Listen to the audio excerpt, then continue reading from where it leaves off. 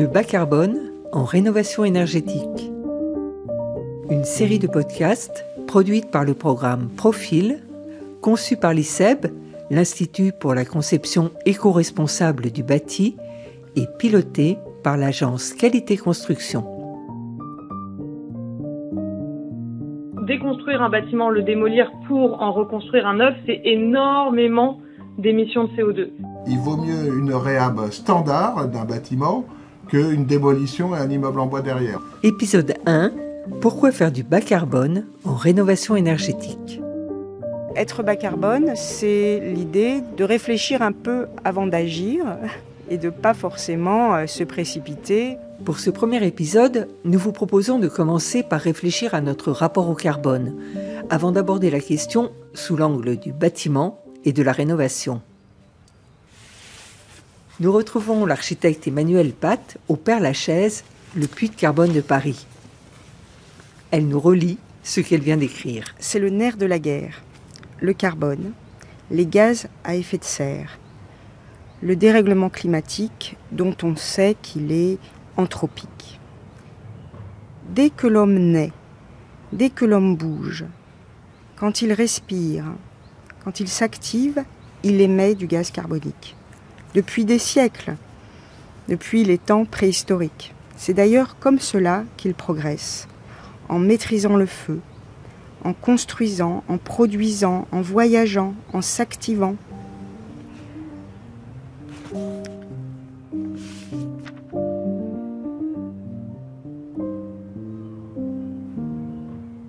Grâce au pétrole, on a une capacité décuplée de faire. C'est une sorte de potion magique qui nous rend beaucoup plus forts, de faire des bonnes choses, mais aussi des moins bonnes choses. Et notre pouvoir destructeur est du coup démultiplié. Quand le pétrole coule à flot, on peut faire beaucoup de choses très vite. La vitesse est un grand consommateur d'énergie.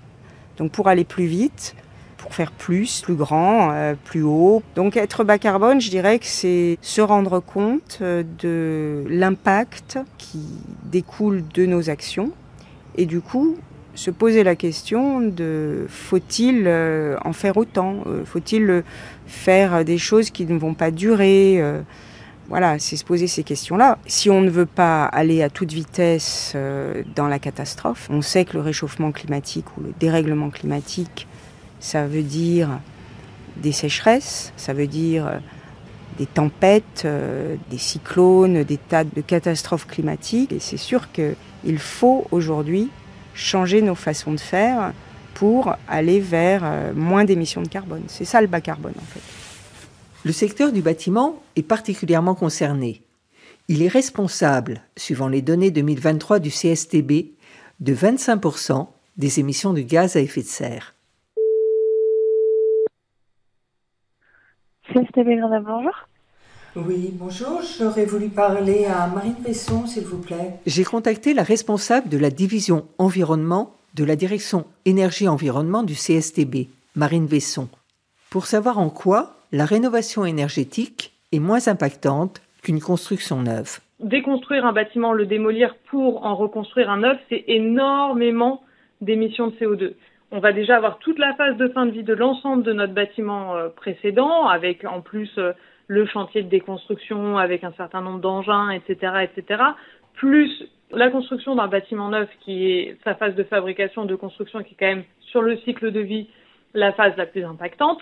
Donc on a énormément d'émissions de CO2. Pour autant, effectivement, quand on va faire une rénovation, notamment des rénovations qui sont relativement lourdes, on va quand même amener beaucoup de produits neufs.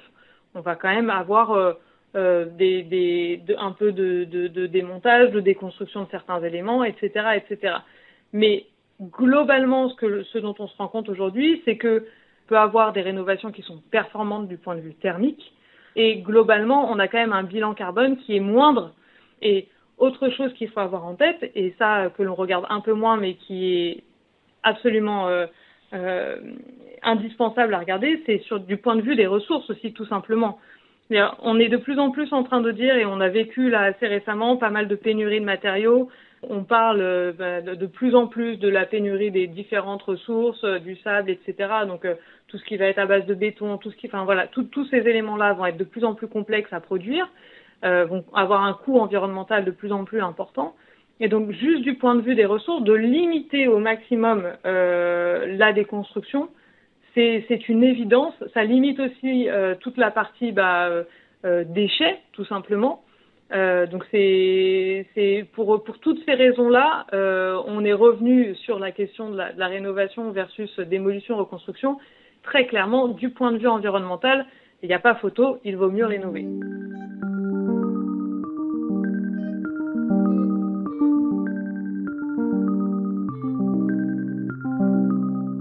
Après cet entretien, nous avons eu envie de rencontrer un acteur particulièrement concerné par la rénovation énergétique. Nous avons choisi Séquence, un organisme de logements sociaux, et y avons rencontré Florence Beauvais, directrice du patrimoine. Séquence est une filiale d'Action Logement Immobilier qui gère 105 000 logements sociaux en Île-de-France exclusivement. Avec elle, nous avons parlé à la fois du carbone d'exploitation, celui émis par l'énergie qu'on utilise pour se chauffer ou se rafraîchir, et nous avons parlé aussi du carbone émis lors de la fabrication des matériaux ou lors de leur fin de vie. Aujourd'hui, on a une véritable stratégie de décarbonation du parc. Nous, chez Séquence, on a déjà multiplié par 2 le rythme de réhabilitation. C'est pas anodin, on fait 4000 réhabilitations par an. Réhabilitations qui sont toutes énergétiques, c'est-à-dire qu'on traite partout l'isolation des bâtiments. On est en train de finir de traiter nos dernières passoires thermiques. Et on va continuer à accélérer pour en avoir un parc qui n'est plus qu'en étiquette C à partir de 2030. Donc c'est bien en avance sur les échéances réglementaires. Le parc aujourd'hui chez Séquence qui est chauffé aux énergies fossiles, c'est 60% du parc. Donc c'est pas négligeable et c'est un parc qui doit muter assez rapidement. C'est vraiment un changement aussi dans nos habitudes. On était très habitués à mesurer les économies d'énergie sur les projets, ça on le fait depuis longtemps. Le calcul en carbone, il est nouveau et surtout le fait de prendre en compte les matériaux dans nos calculs est très nouveau. Donc aujourd'hui, on fait nos premières analyses de cycle de vie sur les réhabilitations, c'est-à-dire que chaque matériau a un poids carbone et des fiches qu'on appelle des fiches FDES qui définissent leur poids carbone. Et on agrège le poids carbone de tous nos matériaux pour regarder le gain qu'on fait à la fin entre ce qu'on jette, ce qu'on remplace, ce qu'on remet. On a aussi des réflexions globales pour recycler. Quand on vient faire nos réhabilitations, on dépose du vitrage, on dépose des porte-palières, on dépose des isolants qui aujourd'hui peuvent être réutilisés par des industriels dans des chaînes de production pour produire du nouveau vitrage, des nouvelles porte-palières ou des nouveaux isolants. Et ça aussi, c'est des choses qu'on est en train d'étudier pour prendre en compte dans les calculs.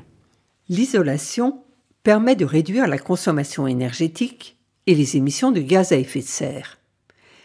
Mais pour réduire davantage ces émissions, il faut également être attentif aux émissions des produits et équipements mis en œuvre dans la rénovation. Les recherches pour réduire ces dernières avancent tous les jours. Amélioration du recyclage, travail sur les process, matériaux biosourcés. L'ensemble du cycle est concerné par ces avancées. Extraction, transformation, transport, mise en œuvre et dépose. Aujourd'hui, la Basignès met à disposition les données pour faire une analyse de cycle de vie global d'une rénovation et de calculer son poids carbone. Retrouvons Florence Beauvais sur le carbone des matériaux mis en œuvre. Le sujet vraiment de la mesure du poids carbone de ces matériaux, il est très nouveau. C'est pas simple, hein. Moi je peux vous dire les difficultés auxquelles on est confronté, c'est que tous les matériaux n'ont pas de fiche FDES définie aujourd'hui. Donc on nous fait prendre des valeurs par défaut qui sont très pénalisantes. Ce qui est logique, quand on n'a pas la valeur réelle, on calcule au pire.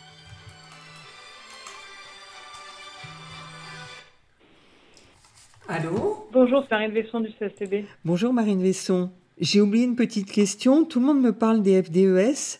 Est-ce que vous pourriez me dire ce que veut dire le sigle et pourquoi tous les matériaux n'ont pas cette fiche ? Alors, une FDES, c'est une fiche de déclaration environnementale et sanitaire, donc FDES.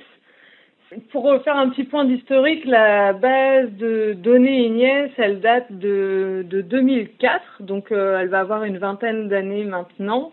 Elle s'est étoffée au fur et à mesure. Maintenant, on a une assez grande représentativité des produits de construction et équipements dans la base INIES, surtout depuis l'entrée en vigueur de la RE 2020. Mais effectivement, il reste des produits de construction, des équipements, des matériaux qui sont manquants, soit un peu innovants, soit pas forcément dans un processus très industrialisé, ou des petits fabricants, etc., etc. Donc, on est toujours en train d'essayer d'aller chercher finalement les données manquantes. Pour cela, déjà, il y a plusieurs bureaux d'études qui accompagnent les industriels dans la création de leur déclaration environnementale. Évidemment, tout le monde n'a pas le savoir-faire en interne. Toutes les déclarations environnementales doivent être vérifiées tierce partie par des vérificateurs qui sont habilités par les programmes INIES ou PEP. On a aussi notamment l'ADEME, ça fait 3 ans déjà, qui font des appels à accompagnement pour justement aider potentiellement des plus petites structures qui n'auraient pas la capacité à financer la réalisation de leur déclaration environnementale. Grosso modo, pour avoir le process de création, de vérification et de mise en ligne sur la base INIES, il faut compter aujourd'hui entre 10 et 15 000 euros pour financer tout le process jusque le dépôt dans la base INIES. Retrouvons Florence Beauvais, directrice du patrimoine de Séquence.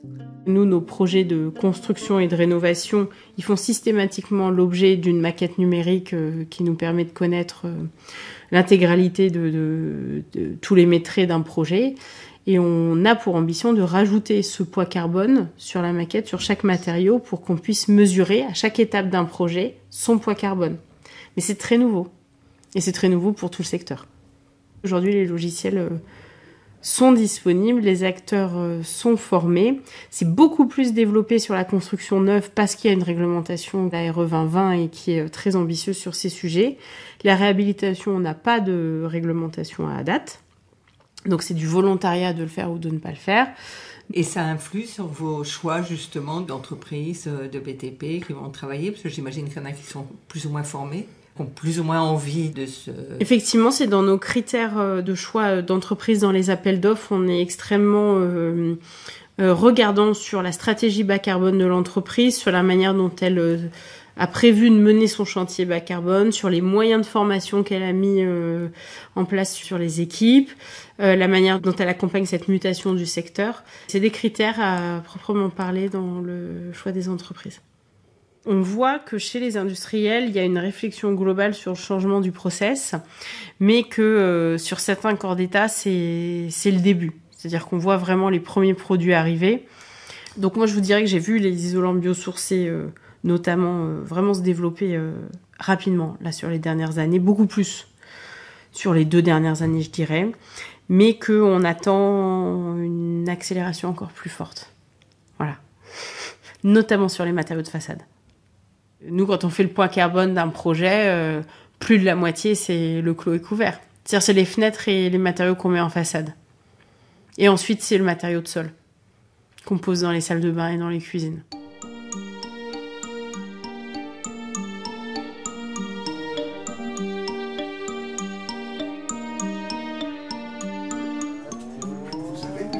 C'est pas du sucre ? Non, c'est des touillettes. Autour de cette question du bas carbone, tout s'accélère, et dans tous les corps de métier. Alors l'opportunité est trop belle quand Emmanuel Pat me propose de l'accompagner à une réunion où sont présents des professionnels des cabinets d'architecture et bureaux d'études. Objet de la réunion, échanger autour de critères d'évaluation du bas carbone. Comment est-ce qu'on parle de cette question carbone ? Ils sont 6 autour de la table. Bas carbone, ça renvoie tout de suite à l'idée de c'est quoi du bas carbone ? Comment la matière est extraite, comment la matière est transformée, donc laissée brute. Les innombrables matières. Quel est le périmètre de calcul ? Le transport de la matière pour aller l'amener sur le chantier. La mise en œuvre. Non, mais on voit qu'il y a une appétence. Et pourquoi ? Parce que les maîtres d'ouvrage ont besoin de ça. Isolation, enveloppe, équipement... la durabilité et la maintenance. Donc au bout de combien de temps on remplace le matériau ? On parle de chiffres au mètre carré.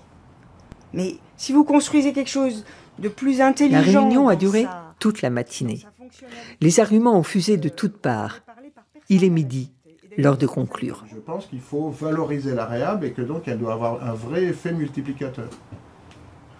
Donc un vrai coef qui influence vraiment le classement. Et je pense que tout le monde est obligé de s'y mettre maintenant.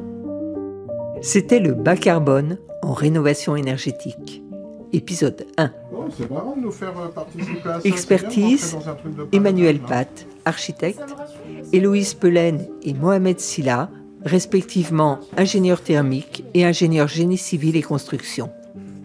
Salut. Au plaisir, c'était très sympa. Au revoir.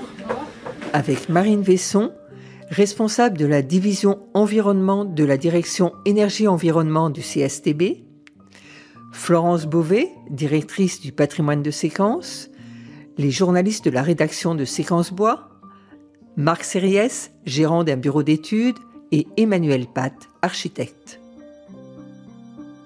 Création, partage de voix.